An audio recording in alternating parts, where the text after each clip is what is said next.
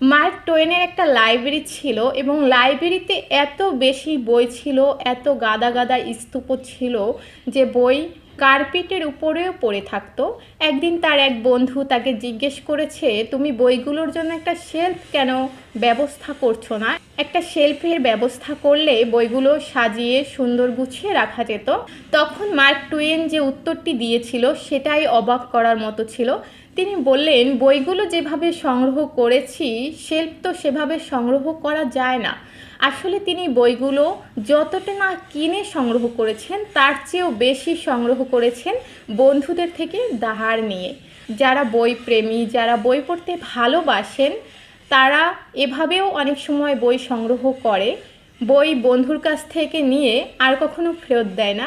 এই জন্য আমি বই ধার দিতে অনেকটাই ভয় পাই। গাছপ্রেমীদের মধ্যেও এই ব্যাপারটা দেখা যায়, যারা অন্যের জিনিস